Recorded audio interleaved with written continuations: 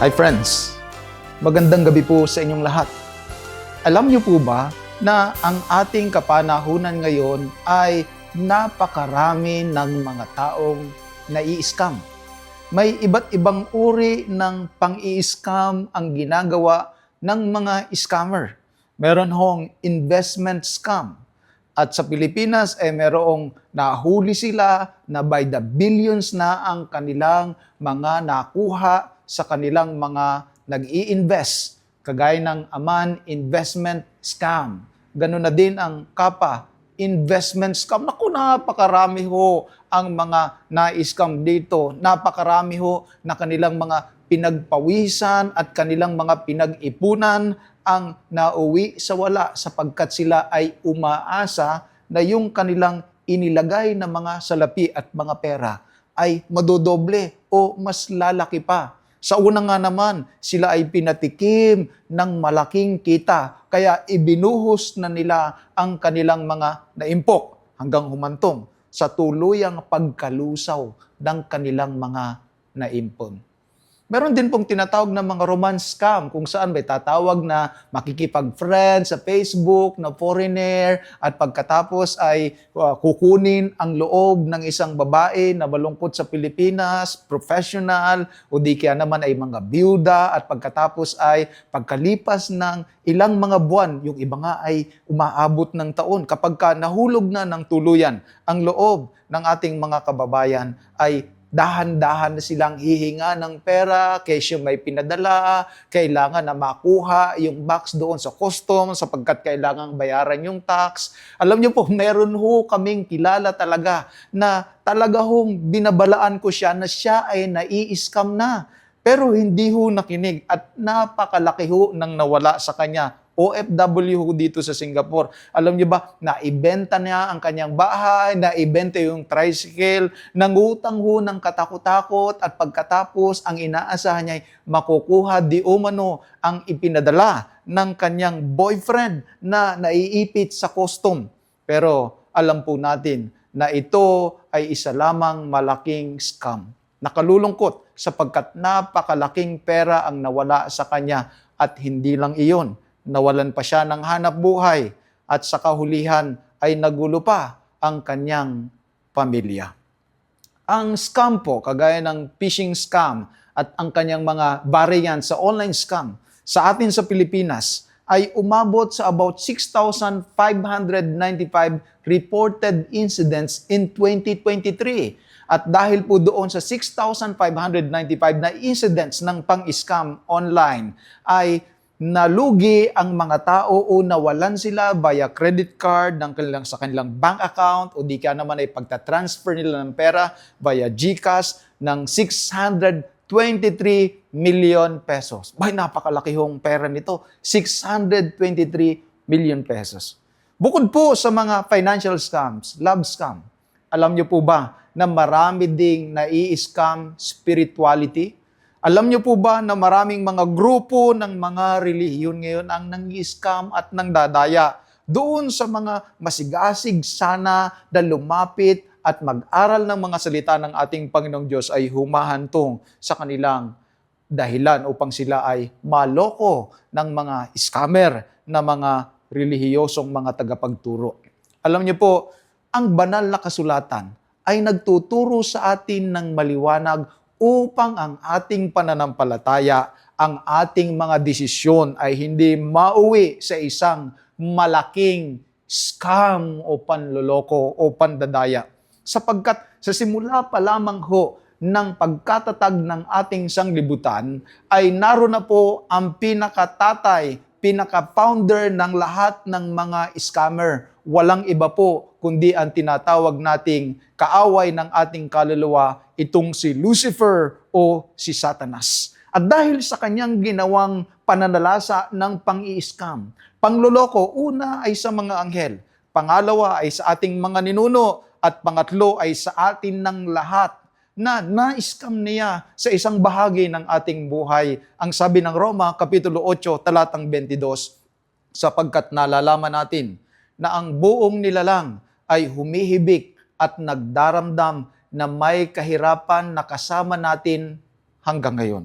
Hindi lamang po si Adan at Eva, hindi lamang po mga anghel o one-third ng mga anghel ang na-scam nitong napakagaling na mangako at napakaganda ng kanyang bulalas na ano pat sila ay napaniwala. Ngunit ang dulo pala ni Leon, ang kinahantungan pala ni Leon ay isang masaklap na pagkaalis nila doon sa langit na bayan at sa paraiso naman ng ating mga magulang na naging resulta ay ang buong nilalang ay humihibik, nagdaramdam na may kahirapan na kasama natin ngayon.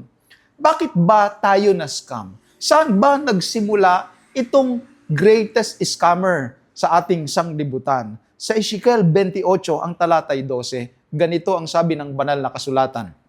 Ganito ang sabi ng Panginoong Diyos, ikaw ay tatak ng kasakdalan, puno ng karunungan, at sakdal sa kagandahan.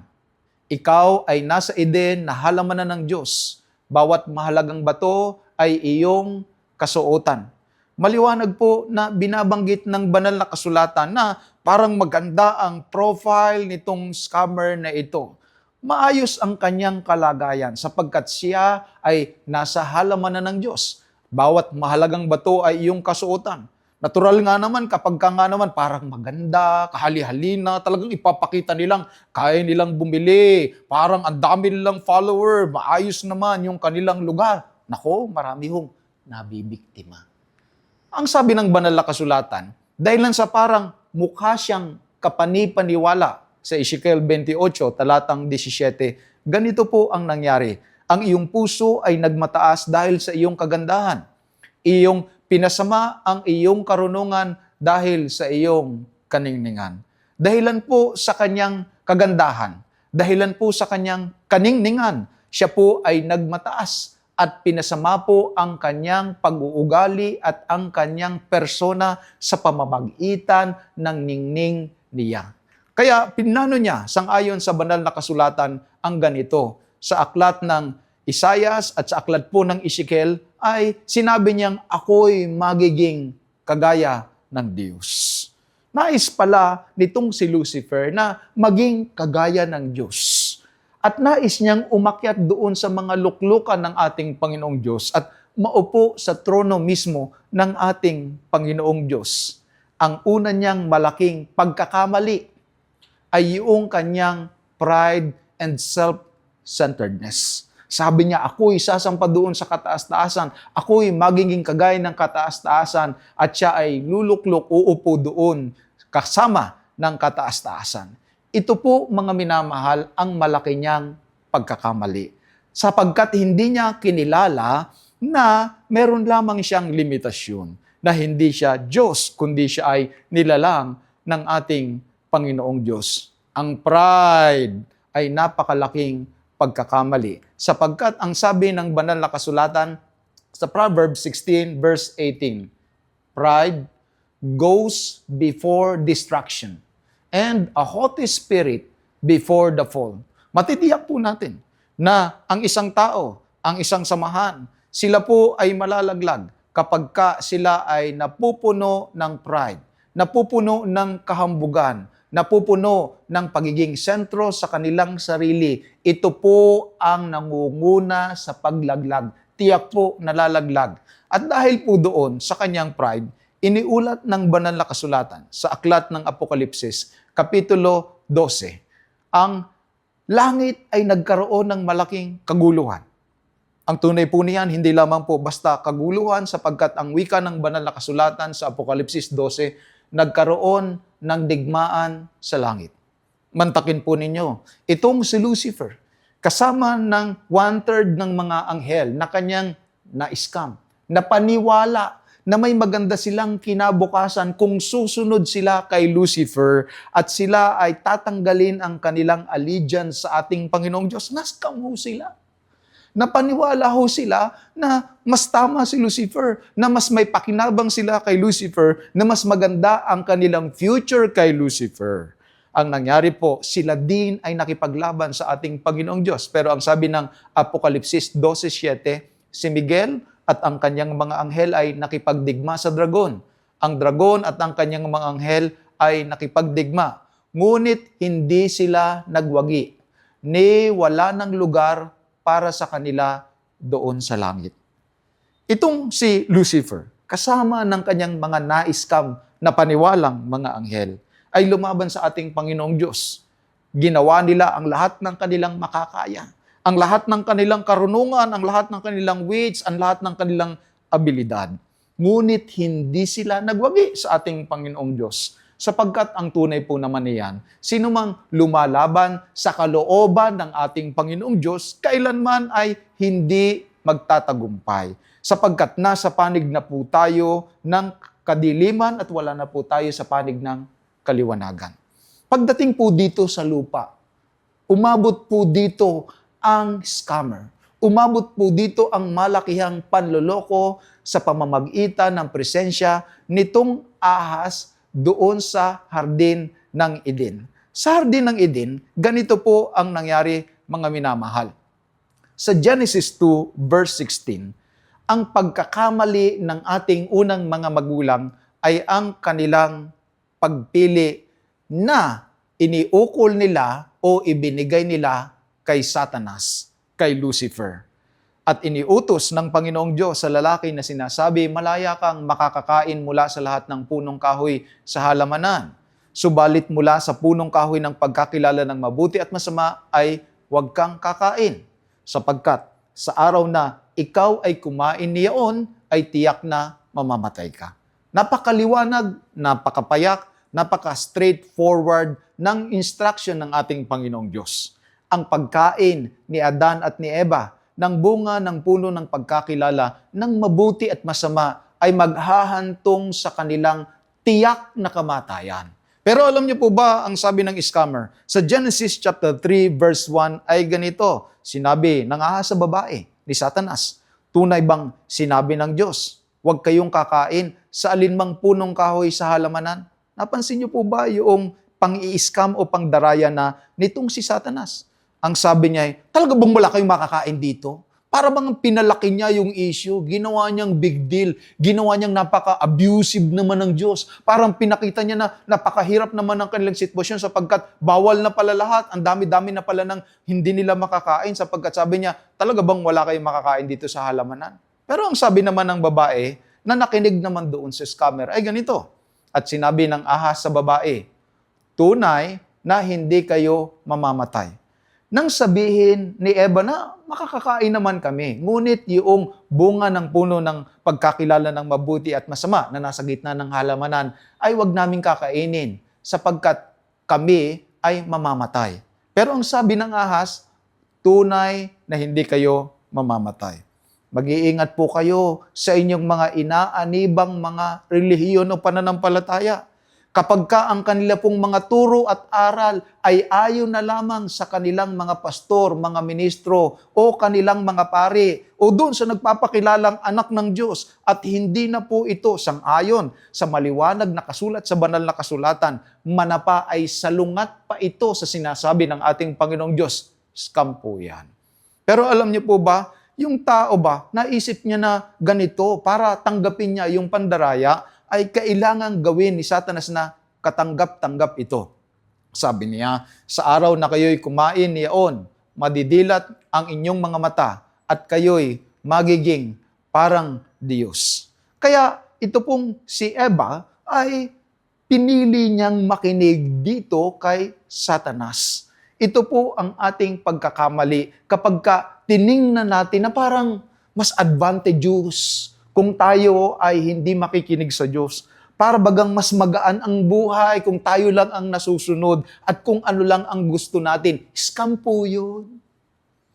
Tuwing naiisip niya, ang dami-dami namang bawal mahirap iyan, mas maganda nga ang buhay ito, mabuti nga ito, mas masaya ako na sarili ko lang ang aking sinusunod, sarili kong paniniwala. Total, buhay ko naman to, katawan ko naman to. Ang sabi nila, di kung anong kaya ng tiyan mo, kainin mo. Alam mo, scam ho yun.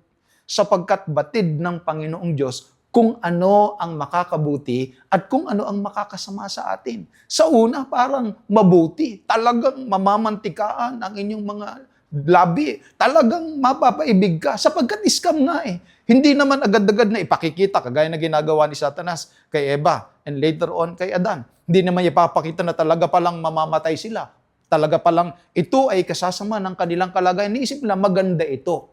Pero itong si Adan po ay nakinig din sa kanyang asawa. Sabi sa Genesis 3:17, sabi ng Panginoong Diyos sa kanya, kay Adan ay kanyang sinabi, sapagkat nakinig ka sa tinig ng iyong asawa at kumain ka ng bunga ng punong kahoy na aking iniuutos sa iyo na huwag kang kakain iyon. Maliwanag ang sabi ng ating Panginoong Diyos, itong si Adan at saka si Eva ay hindi nakinig sa kanya. Alam niyo po, kahit na parang napakaganda at napakagara ng iniaalok sa atin, ngunit ito'y taliwa sa kalooban ng ating Panginoong Diyos, itapon niyo. Laksan nyo ang inyong loob. Sabi nyo, Pastor, parang maganda naman ito, parang okay naman ito. Talagang magara nga sila, malalaki nga po yung mga simbahan nila, mayayaman ho yung mga kaanib nila. Aanhin mo naman yung malaki, aanhin mo naman yung mayayaman. Pero mali naman, taliwas naman sa itinuturo ng banal na kasulatan, mauuwi po kayo sa scam kapag ka mali ang inyong pinili ayon lamang sa sinasabi ng mga bulaang mga tagapagturo, ng mga scammer na mga tagapagturo. Mali yung kanilang pagpili. Pangalawa, mali din yung kanilang desire o pagnanasa. Mali yung ginusto nila. Mas ginusto pa nila yung ino-offer sa kanila ni Lucifer kaysa doon sa in-offer sa kanila ng ating Panginoong Diyos na mabubuhay sila ng walang hanggan doon, healthy and happy at nasa paraiso sila. Nagkamali sila ng ninasa, ng ginusto. Alam niyo po, ang sabi ng Biblia, sa Genesis 3:6, ganito ipinakilala ni Satanas. Sabi niya, at nang makita ng babae na ang bunga ng punong kahoy ay mabuting kainin at nakalulugod sa mata at kahoy na mananasa upang magpapanta sa tao, ay pumita siya ng bunga niyaon at kinain. Ayon po sa banal na kasulatan, mga minamahal, yung desire, yung pagnanasa ni Eva ay nandoon sa parang kumukuti-kutitap, kumikintab na bunga ng puno ng pagkakilala ng mabuti at masama na ipinagbabawal ng ating Panginoong Diyos. Ano ba ang sabi nga nila Pastor, bakit kasi yung bawal siyang masarap? Tunay ho ba na yung bawal ay siya hong masarap? Na yung hindi pinagbabawal, hindi masarap? Tunay ho ba? Tanungin niyo ho yung mga nakakulong ngayon. Tanungin niyo ho kung yung resulta ng kanilang ginawa na pagkakamali at paggawa ng bawal ay naghatid ba sa kanila sa tunay na kaligayahan? Tanungin niyo ho. Pwede niyo namang tanungin Tanungin niyo yung mga Alzheimer. Tanungin niyo yung mga may tao na meron na silang mahirap na silang huminga. Meron na silang tinatawag natin na sakit sa kanilang mga baga. Yun dahil sa kung ano-anong mga iniisip nila. Dahil sa kanilang mga maling kinain, maling mga ginawa, at nagsasuffer na po sila ngayon. Alam niyo po, kaya tayo nagkakaroon ng maling pagnanasa, unang-una na, ay dahil sa ating comparison. Yung bang ating kino-compare yung ating sarili. In fact, alam niyo po ba, merong tinatawag na theory, yung comparison. The theory assume that we have standards of the good life and that we constantly weigh the reality of our life against these standards. Ibig sabihin, sa palagay mo, parang sa standard ng mga tao, ito ang mabuting buhay.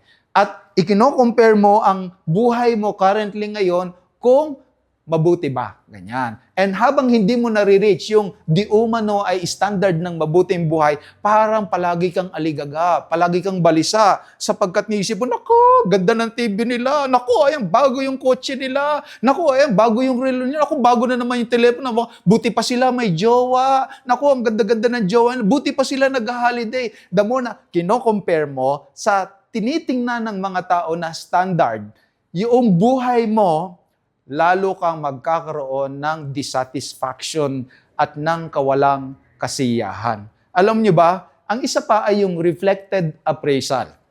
Sociological variant holds that we not only compare our life to own standards, but that we also appraise our life through the eyes of others. In other words, in assessing how happy we are, we estimate how happy other people think we are. Ibig sabihin ay ganito. Kung tingin ng mga tao ay masaya ka nga. Kaya kailangan mong magpanggap na masaya, magpanggap na mayaman, maganda ang suot. Kaya yung popost mo lang sa picture mo, yung magandang anggulo, yung nagbabakasyon ka, yung mukhang sosyal ka, yung may ginagawa ka para i-thumbs up ka, i-like ka, i-heart ng mga tao, kaya kung ano-ano nang ginawa ng mga tao sapagkat iniisip natin ang kaligayahan at satisfaction batay sa sasabihin ng mga tao sa atin. Alam niyo po, isang napakalungkot na bagay ito. Bata pa lang ho ako ay natutunan ko na wag masyadong paniwalaan ang sinasabi ng ibang mga tao sa amin. Sapagkat yung mga pagpula o yung mga pagpuri ng mga tao ay hindi yan katunayan ng ating tunay na pagkatao. Kaya wag po nating ibabase yung ating kaligayahan ayon sa sinasabi ng mga bashers o ng mga likers sapagkat hindi nila batid ang tunay nating pagkatao. Baka ang alam pa nilang version ng ating pagkatao, limot na ng Diyos, pinatawad na, at ang bagong version ng ating pagkatao na tanging Diyos lamang ang nakakaalam at tanging Diyos lamang ang ating pakikinggan ayon sa kanyang evaluation sa ating mga buhay. Alam niyo po yung kasalanan sa Bible, may iba't iba siyang description o definition. Of course, ang sabi ng unang Juan Kapitulo 3, talatang 4, sin is the transgressions of the law. Ang kasalanan ay pagsalangsang sa kautusan. Isa pa din po na binabanggit sa Bible kung ano ang kasalanan bukod sa pagsalangsang sa kautusan is missing the mark. Meaning, meron ka dapat natatamaan, hindi mo talaga natamaan, hindi mo na-achieve. Or yung tinatawag na outright rebellion, talagang nagrebelde ka sa ating Panginoong Diyos. Meron namang tinatawag tayong transgression o yung pagsalangsang. Meron naman na sa Bible na yung kasalanan ay yung self-centeredness, yung pagiging makasarili at nakafocus lamang ang lahat ng mga bagay sa ating mga sarili. Another one ay yung falling short, yung meron tayong standard pero hindi mo din naabot. Yan po ay maliwanag sa Aklat ng Roma, Kapitulo 3, talatang 10. We all have fallen short of the glory of God. Another one ay yung crossing over, yung pagtawid sa isang lugar na hindi mo na dapat puntahan. Kagaya po ng tinatawag natin na ginawa ni Adan at ni Eva, yung pagkain nila ng bunga ng punong kahoy ng pagkakilala ng mabuti at masama, yun po ay paglampas na sa boundary na inilagay ng ating Panginoong Diyos. Iniisip natin na, kung may utos kasi parang very restrictive, di ba? Parang hindi na ako masaya, dapat magagawa ko lahat ng mga bagay na aking gusto. Alam niyo po, yung kautusan ng ating Panginoong Diyos na pag-aaralan pa natin sa susunod na mga gabi ay naghahatid sa atin sa tunay na kapayapaan at tunay na kaligayahan. Ayun na nga, nagkasala na sila, sumablay na, nagkamali sila ng pagpili, nagkamali sila ng pinagnasahan. Ninasa nila yung mga bagay na hindi na ibinigay sa kanila ng ating Panginoong Diyos. At ito po ang isang bagay na gusto ko pong sabihin sa inyo sa oras na ito. Ang pagkakamali nating mga tao ay ang ating pag-iisip na may mga bagay na mabuti labas sa kalooban ng ating Panginoong Diyos. Uulitin ko po, just in case na hindi po ninyo nakuha ng mabuti o ng maliwanag. Ang pagkakamali nating mga tao ay yung iniisip natin na mayroong bagay na mabuti at masaya labas doon sa kalooban ng ating Panginoong Diyos. Para bang yung Diyos, kulang siya, hindi siya sapat, na kailangan pa nating magkamali, kailangan pa nating gumawa ng masama, kailangan pa nating magsinungaling, kailangan pa nating magnakaw, kailangan pa nating lumabag para tayo'y lumigaya. Yun ho ang ating pagkakamali sapagkat ang pagkakasala po, sapagkat ninanais nating lumigaya ay hindi naman tayo ihahatid sa tunay na kaligayahan. Alam nyo, nung sila ay nagkasala, mali pa nilang ginawang pagresolba ay yung kanilang sariling pagtatakip. Sa Genesis 3 verse 7, ganito ang ulat ng banal na kasulatan. At sila'y tumahi ng mga dahon ng puno ng igos at kanilang ginawang panakip o panapi sa kanilang sariling mga katawan. Yan po ang kadalasang ginagawa ng mga tao kapag sila ay nagkamali. Dahilan sa shame, sa embarrassment, Itatanggi nila, tatago nila, bagkus na aminin sapagkat kinahihiya natin ang ating mga pagkakamali. Naalala ko din yung si Haring Saul sa unang Samuel 15 verse 21. Ang kabilin-bilinan sa kanya ng ating Panginoong Diyos ay papatayin ang lahat ng mga kawan doon sa kanyang pupuntahan. Ngunit hinayaan niya na dalhin yung mga matatabang mga tupa at matatabang mga baka. Narinig ito ni Propeta Samuel at sinabi niya, bakit narito ang mga ito? Ang sabi niya, hindi ba maliwanag ang instruction sa iyo ng Panginoong Diyos? Ngunit ang sabi ni Haring Saul, ang bayan ay kumuha sa samsam ng mga tupa at mga baka ng pinakamabuti sa mga itinalagang bagay upang ihain sa Panginoon mong Diyos sa Gilgal. In a way, ang sabi ni Haring Saul, maganda naman yung intention ko kaya ako nilabag yung utos. Para meron kaming ihahain sa Panginoong Diyos. At saka hindi naman ako ang pasimuno niyan eh. Yung mga yung mga bataan, yung mga bayan, yung mga sundalo, yung mga kasama ko ang kumuha niyan. Hindi naman ako. Pero actually, ang gagawin talaga namin diyan ihahain sa Panginoon mong Diyos. Napansin niyo po ba yung sabi ni Haring Saul, sa Panginoon mong Diyos? Hindi niya sinabi na sa Panginoon nating Diyos o sa Panginoon kong Diyos. Nakadetach na ang kanyang sarili dahilan sa kanyang pagsalangsang. Nalulugod baga ang Panginoon sa ating mga hain? Nalulugod baga ang Panginoon sa ating mga ginagawa? Hindi ba't ang nakalulugod sa Kanya ay sundin natin ang Kanyang banal na kalooban? Sapagkat anuman ang ating pagtatago, anuman ang ating pagtatakip, yan ay mahahayag din sa katapus-tapusan. Alam niyo po, mabuti na ang sabi ng banal na kasulatan ay ipahayag natin ang ating mga kasalanan sa Kanya sapagkat Siya ay tapat at banal na tayo'y patatawarin. Sabi pa sa Kawikaan, siyang nagtatakip ng kanyang kasalanan ay hindi sasagana.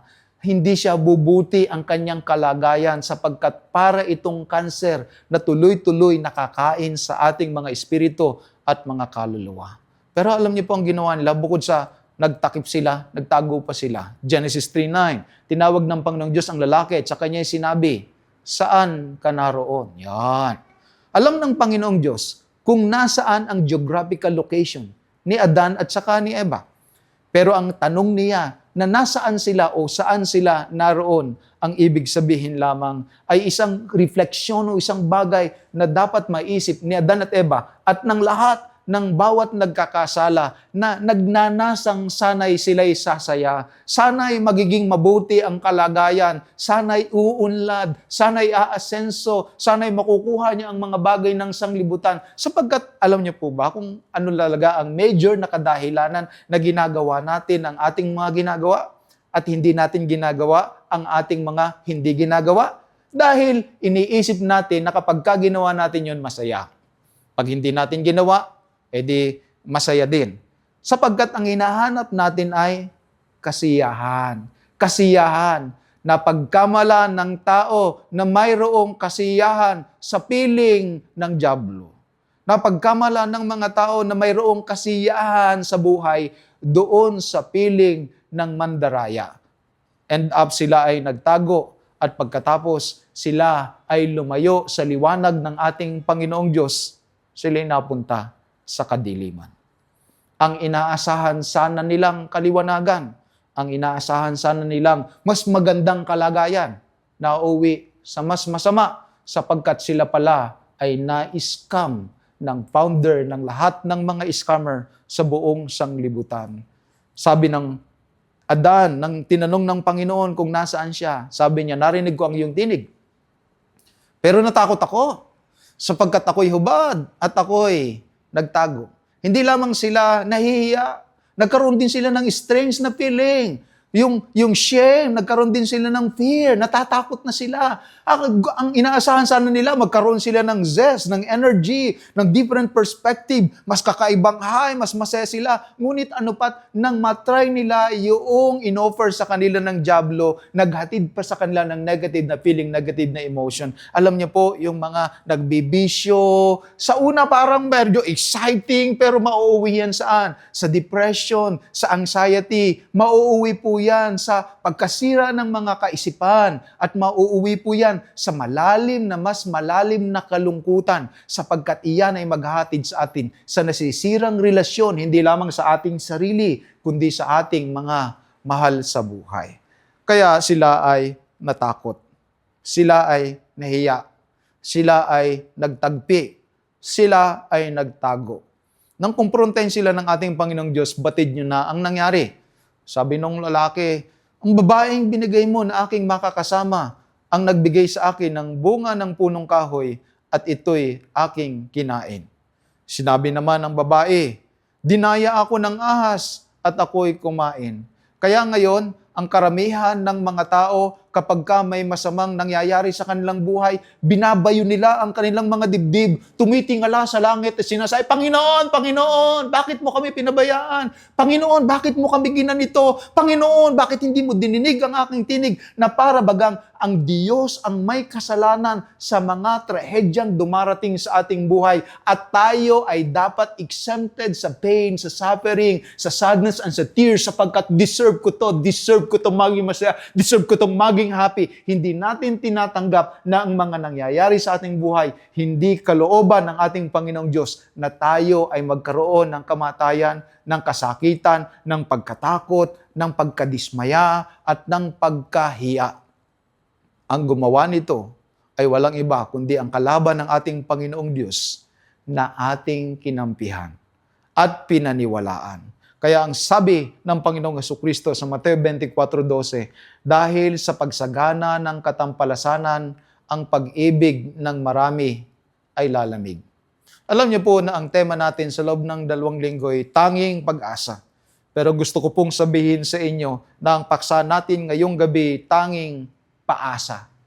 Paasa sapagkat nangako siya ng kung ano-ano kay Eva, naniwala naman si Eva, of course gusto niyang i-extend kay Adan yung ganong paniniwala na mas mabuti ang kanilang magiging kalalagayan, kaya po itong si Satanas ang pinakapaasa.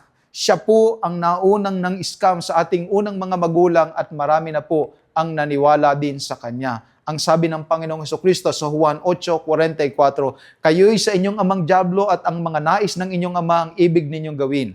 Siya'y mamamatay tao buhat pa ng una at hindi nananatili sa katotohanan sapagkat walang katotohanan sa kanya. Pagka nagsasalita siya ng kasinungalingan ay nagsasalita siya sa ganang kanya sapagkat siya'y isang sinungaling at ama nito.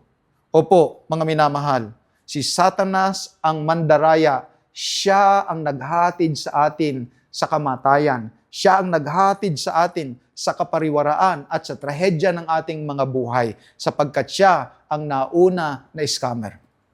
Sa Kawikaan 14:12, ito ang ating kalagayan. May daan na tila matuwid sa isang tao, ngunit ang dulo niyon ay mga daan ng kamatayan. Iniisip ni Adan at saka ni Eva na mas mabuti na yung kanilang ginawa. Si Eva ay sapagkat gusto niyang maging kagaya din ng Diyos, makaalam ng mas marami pang mga bagay. Si Adan naman marahil ay ayaw niyang mawala yung kanyang asawa sapagkat naroon na, kumain na ng pinagbabawal. Makikijoy na din siya sapagkat yun ang ginawa na nanauna ng kanyang asawa. Iniisip nilang mas mabuti yun. Pero alam niyo ang resulta, sabi ng Panginoon Diyos sa Genesis 3:16, pararamihin ko ang paghihirap mo sa iyong paglilihi, manganganak kang may paghihirap. Ang iyong pagnanais ay para sa iyong asawa at siya ang mamumuno sa iyo. Sabi naman niya kay Adan, sumpain ang lupa dahil sa iyo. Kakain ka mula sa kanya sa pamamagitan ng iyong mabigat na paggawa sa lahat ng mga araw ng iyong buhay. Sa pawis ng iyong mukha ay kakain ka ng tinapay hanggang sa ikaw ay mauwi sa lupa. Sapagkat diyan ka kinuha, sapagkat ikaw ay alabok at sa alabok ka rin uuwi. Dahil po doon mga minamahal, sa pagkakasala nila, sabi ng banal na kasulatan, sila ay pinalayas mula doon sa hardin ng Eden. Yung iniisip sana nilang magiging mas maganda yung sitwasyon nila, dahilan doon sa paniniwala nila kay Lucifer. Ang nangyari, nagkaroon pa sila ng sangdamakmak na kahirapan at nawala pa yung kanilang paraiso at ang buhay na walang hanggan, na sana ay meron sila kung nanatili lamang sila sa pagsunod sa kalooban ng ating Panginoong Diyos. Dahil doon, ang buong sanglibutan, sangayon sa aklat ng Roma, ay humihibik The whole creation is groaning in pain because of the sin. Dahil sa pagkakasala, nagsimulang malaglag ang mga dahon sa mga halaman, natuyo ang mga rosa, nagsimulang tumulo ang luha sa kanilang mga mata. Ang mga hayop ay nagsimulang naging mga mabangis sa kapwa nila hayop. Ang mga tao ay naging mabangis din sa mga hayop. Ang mga hayop ay naging mabangis sa mga tao. At nagsimula noon, tayo ay naging kabahagi na ng malaking scam na ginawa ni Lucifer. Na ano pa tayo, ang sabi sa Titus Kapitulo 3, talatang 3, nagdadayaan sa isa't isa, nagsisinungalingan sa isa't isa, nagtitake advantage sa isa't isa, at napakarami ang nakalulungkot na karanasan ng ating mga kababayang mga Pilipino sa kamay ng mga taong hindi marunong lumaban ng parehas. Sa mga taong mga mandarambong, mga mandaraya, at mga taong nagtitake advantage, lalong-lalo na ng mga mahihirap, ng mga mahihina, ng mga bata, ng mga matatanda, ng mga nagpupursigi sa kanilang mga buhay.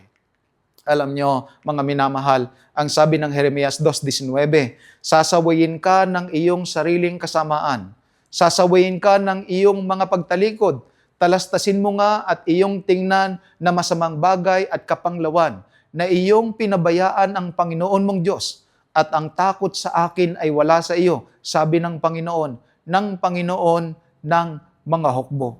Alam niyo po, yung kasamaan daw, sabi ng Panginoong Diyos, ng Panginoon ng mga hukbo, magdadala sa atin sa kapanglawan.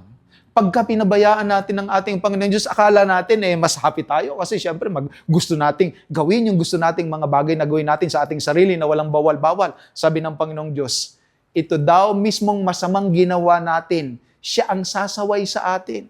At yung mga masamang bagay na ginawa sa atin ay maghahatid sa atin sa kapanglawan. At kahit na anong gawin natin na paghuhugas, sabi sa Jeremiah 2:22, sapagkat bagaman maghugas ka ng lihiya at magbundon ka ng maraming sabon, gayon may natatala sa harap ko ang iyong kasamaan, sabi ng Panginoong Diyos. Ano pat pagka may nagawa tayong kasalanan? Yung brain natin, hindi mo agad ma-reprogram. Hindi talaga matanggal agad yan. It will haunt you. Talagang hahabulin ka. Patuloy mong maalaala. At kung hindi na lamang sa biyaya ng ating Panginoong Diyos, tuluyan na tayong basag at miserable. Sapagkat yung inaakala natin, pakinggan niyo po ulit, yung inaakala nating mabuti, masaya, masarap, mas maganda, mas maginhawa na buhay, kung tayo ay wala sa ating Panginoong Diyos, mauuwi po sa isang napakalaking trahedya sapagkat yung kaisipan pong iyon, scam. Kaya ang sabi ng Panginoon sa Jeremiah 2:29, bakit kayo nakikipagpunyagi sa akin? Kayong lahat ay nagsisisilangsang laban sa akin, sabi ng Panginoon. Napakagiliw ng ating Panginoon. Bakit ka ba nakikipaglaban sa Panginoon? Bakit ka ba tumatakbong papalayo sa Kanya? Bakit ba ayaw mo sa Kanya? Bakit ba gusto mong paniwalaan yung kalaban niya? Bakit ba iniisip mo na hindi siya sapat para sa iyo? Kaya ang panawagan sa atin ngayong gabi, mga minamahal, ay ganito. Deuteronomio 30:19. Tinatawagan ko ang langit at ang lupa bilang saksi laban sa inyo sa araw na ito, na aking inilagay sa harapan mo ang buhay at kamatayan, ang pagpapala at sumpa, kaya't piliin mo at ng inyong binhi ang buhay upang ikaw ay mabuhay. Opo mga minamahal, tayo na naghahanap ng buhay, tayo na naghahanap ng kapayapaan, ng kaligayahan, masusumpungan po natin iyan sa pagsunod sa kalooban ng ating Panginoong Diyos, sa pananatili sa Kanya, sa pagpili sa Kanya, na sa Kanya ang tunay na pag-asa sapagkat ang ating Panginoong Diyos, hindi po siya paasa at makakasumpong tayo ng tunay na kaligayahan sa Kanya. Habang pinagbubulayan nyo ang mensahe sa oras na ito, isipin nyo po ang inyong buhay. Isipin nyo ang inyong mga pagpapasya. Isipin nyo saan nyo ginugugol ang inyong mga panahon. Isipin nyo din, kanino kayo mas naniniwala at kanino kayo mas sumusunod. Nawa sa gabing ito ay makita nyo na ng maliwanag si Satanas at ang kanyang mga turoy paasa lamang. At ang tunay na pag-asa at kaligayahan nasa Diyos lamang. Magandang gabi po sa inyong lahat.